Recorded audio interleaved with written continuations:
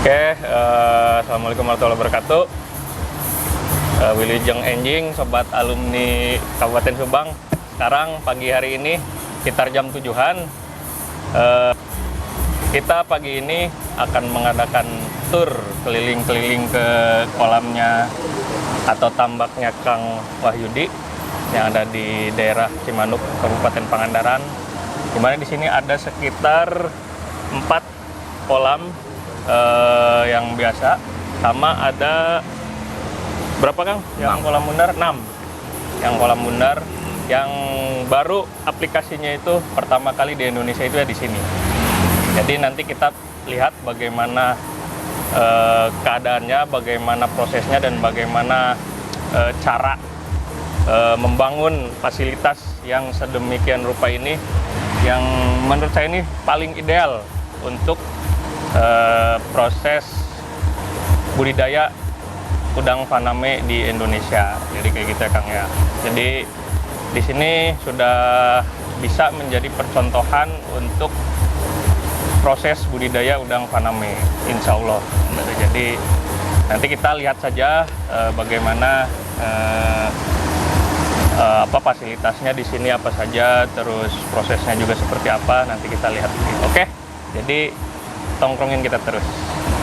Sebelum kita keliling, kita kenalan dulu biar lebih akrab dan lebih abdol gitu kan. Kita masa datang ke sini nggak tahu siapa yang punyanya gitu. Jadi tadi saya udah sebutin namanya, cuman biar tahu saja. Jadi nama lengkapnya siapa Kang Wahyudi itu? Saya Wahyudi Satrianto. Asli Subang ya Kang ya? Tulen. Tulen. Lahir Subang. Lahir di Subang. Terus angkatan berapa Kang di PB? Saya angkatan 20, tapi jurusannya bukan perikanan. Saya agronomi. Nah, atau itu malah cocoknya jadi perikiri malah. Jadi perikiri. Bukan perikanan. Lokasi tambak ini ada di Desa Cimanuk, Kecamatan Cikalong, Kabupaten Tasikmalaya, bukan Pangandaran ya. Jadi tapi kita di ujung berbatasan dengan Kabupaten Pangandaran. Iya, Jadi sekitar 1 km sebelah timur sana itu udah masuk Kabupaten Pangandaran. Siap, Kang. Kita berada di pantai di wilayah Laut Hindia di selatan Indonesia, jadi kita berhadapan langsung dengan Australia itu kan. Makanya kenapa kita pilih di sini, karena kualitas airnya jauh lebih baik dibanding dengan di Pantura. Ya. Fasilitas kita di sini ada 4 kolam budidaya, ya. Ada 4 kolam budidaya, total luasnya 5.078 meter persegi. Terus juga kita ada fasilitas tandon di ujung sana itu, ada 2. Kemudian juga kita ada ipal, nanti bisa kita lihat. Kemudian kita juga ada kolam resapan dan ada bak kontrol. Jadi kita coba membangun tambak ini betul-betul harus memenuhi persyaratan yang menurut CBIB. Ya. Betul kan ya? Cara budidaya itu sesuai dengan dari Kementerian Perikanan, seperti begitu. Jadi kita membangun tambak ini, saya dengan teman-teman angkatan 20 juga, itu adalah tujuannya nggak sekedar bertambak, tapi kita harus bisa mengundang investasi baik dari dalam maupun dari luar negeri, sehingga tambaknya itu harus betul-betul baik dan betul-betul standarnya malah kalau bisa sampai standar ke internasional, seperti begitu. Amin. Artinya penggunaan teknologi di sini ada auto feeder, kemudian dari sistem manajemen pengelolaannya juga harus betul-betul ya, kita ada reporting yang bagus, semua berdasarkan data. Semua keputusan di sini adalah berdasarkan data. Kita memanen juga berdasarkan data juga, karena kita lihat carrying capacity-nya seperti apa dan sebagainya itu kan ya. Jadi ya mudah-mudahan, dan yang jelas kami sepakat dengan shareholder yang lain tuh bahwa keberadaan tambak di sini juga bisa bermanfaat untuk masyarakat sekitar. Kita juga ada tenaga harian yang memang ya selalu saya ambil dari kampung belakang ini. Kalau kita lihat di bawah itu pohon-pohon itu, di bawahnya itu ada rumah penduduk. Gitu. Jadi jangan sampai kita hanya berdiri sendiri, kita egosentris sendiri, itu kan ya, itu tidak ada dampaknya terhadap masyarakat, itulah itu kan ya. Jadi ini menjadi penting ya. Jadi dalam penentuan lokasi ini kita harus selalu memperhatikan lokasi, itu kan ya, dari ketersediaan lahan, kesesuaian lahan baik secara teknis maupun sosial. Alhamdulillah di Cimanuk ini juga bagus gitu kan ya, sosialnya juga. Jadi kira-kira itu. Jadi ya mudah-mudahan nggak lama lagi CBIB sertifikasinya udah akan turun itu kan ya. Saya rasa itu aja, mungkin sekali introduction, Ya. nanti kita bisa keliling-keliling, kita lihat itu kan ya. Nah, saya tambahan aja bahwa kita sekarang mengembangkan juga nanti di sebelah timur sana itu ada kolam bundar itu kan ya. Kolam kita menyebutnya kolam RAS itu kan ya.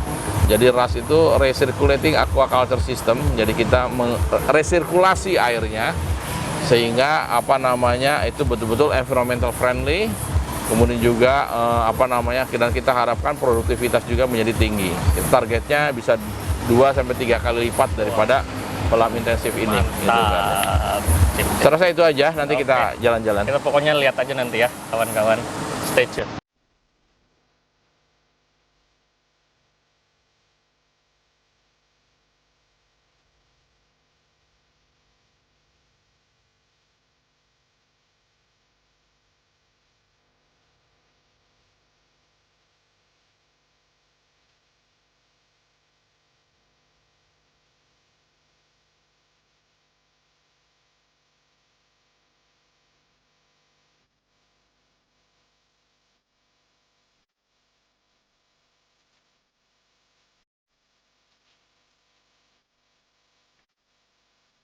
Ini kolam bundar yang saya bilang itu kan ya. Jadi ini barusan dikasih pakan, jadi kincir kita matikan supaya pakannya nggak terlalu lari sehingga gampang ditangkap oleh udang.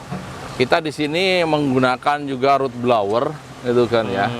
Root blower ini ada ada 2 lapis ya di pinggir sama di tengah itu. Ya.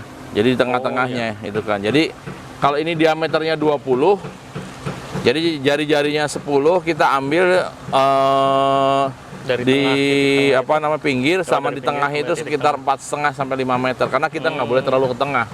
Malah ngacak-ngacak untuk proses itu ya. kotorannya. Kotoran. Ya, jadi tadi fungsinya kincir itu adalah lebih kepada untuk menyentralkan. Iya. Tapi kalau blower itu untuk oksigennya.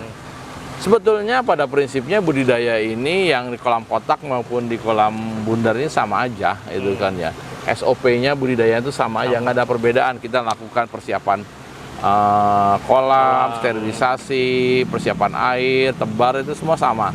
Cuma media tempat budidayanya aja yang berbeda. Kira-kira seperti begitu.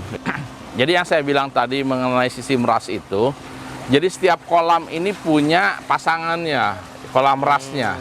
Jadi kolam RAS-nya itu adalah untuk filterisasi. Jadi filterisasi kayak akuarium. Jadi ini sistemnya kayak misalkan ini kolam 1, 2, 3, 4.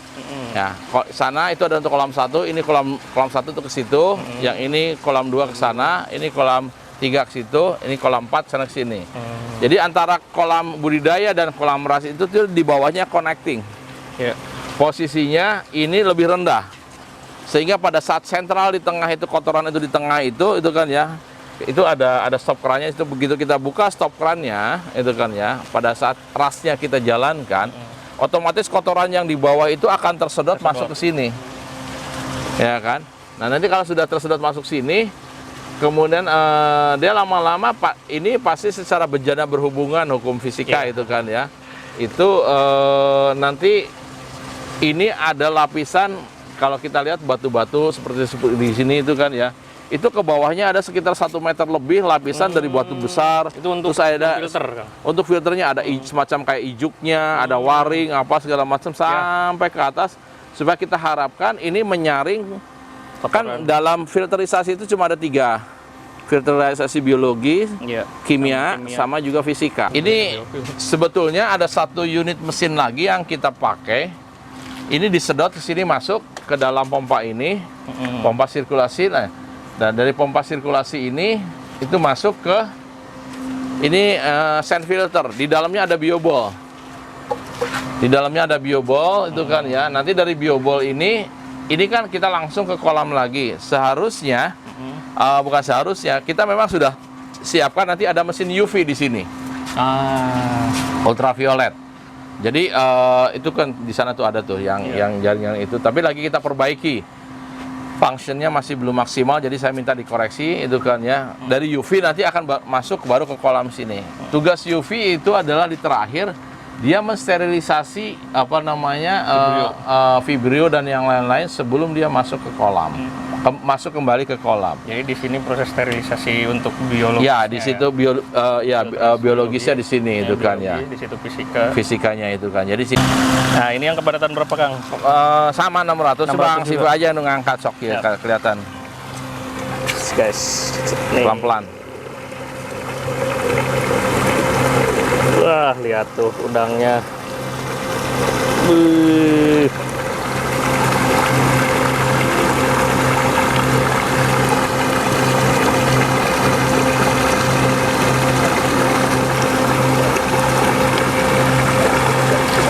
Nah, bisa dilihat. Udah pada kabur sebagian tadi. Lihat lagi aja.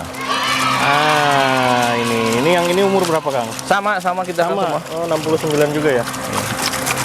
Yang kepadatan 300 Ini 600 juga. 600 juga. 600 juga. Ini hampir sama juga size-nya dengan yang tadi. Nah, Ada yang ngerti. normal. Itu mesin blowernya itu. Enggak nih. Jadi satu kolam satu mesin karena itu. Jadi kalau ini kan bagus ini aerasinya itu kan pas gitu loh. Iya. Di pinggirnya jalan semua, ya tengahnya juga ada. Jadi ini udang senang dia kan ini jadi ada arusnya juga sedikit Iya, ke tengah, sehingga udang cenderung ke pinggir. Jadi cenderung melawan ya. Jadi aktif. Ya aktif. Ini Kang kesulitan apa? Ya kan biasanya kalau di kolam itu kan paling kesulitannya ketika persiapan pasti ya, karena kan membutuhkan waktu seperti pengeringan segala macam. Nah, kalau ini bagaimana Kang persiapan untuk sebelum kita waktu membangun konstruksinya ini, terus terang aja waktu itu kita dapat lahannya ini urugan tapi banyak batu kapur, sehingga problem pada saat harus menggali segala macam, sehingga cost untuk tenaga kerja karena ini harus manual. Iya. Kan ya, kita ada pakai ekskavator untuk meratakan, tapi untuk detailnya kita pakai manual kan.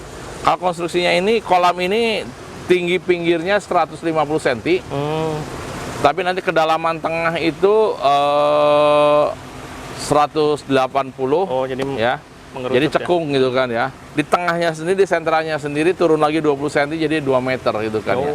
Ya, kita sudah keliling-keliling gitu ya, sudah kita lihat semua fasilitasnya. Tapi ya waktunya singkat, jadi yang dilihat kan cuma sepintas saja. Kalau pengen lebih mendalami lagi ya mangga, kalau mau ada yang pengen belajar sambil magang di sini itu kan ya. Tapi yang jelas pemilihan satu usaha harus selalu didasarkan satu analisa. Kita alumni IPB, jangan asal bikin usaha gitu kan. Kita berbisnis, bukan dagang gitu kan. Artinya kita rencanakan dan kita bicara yang long term.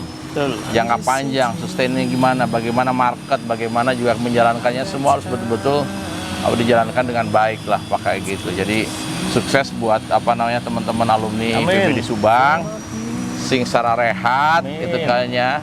Terus juga ya jaga teruslah silaturahmi itu. Itu adalah the power of network lah gitu, jangan lupa itu kan ya. Karena itu berteman itu tuh suatu saat nanti bisa saling melengkapi di dalam bisnis juga, itu kan saling itu juga pasti ya adalah kaitannya.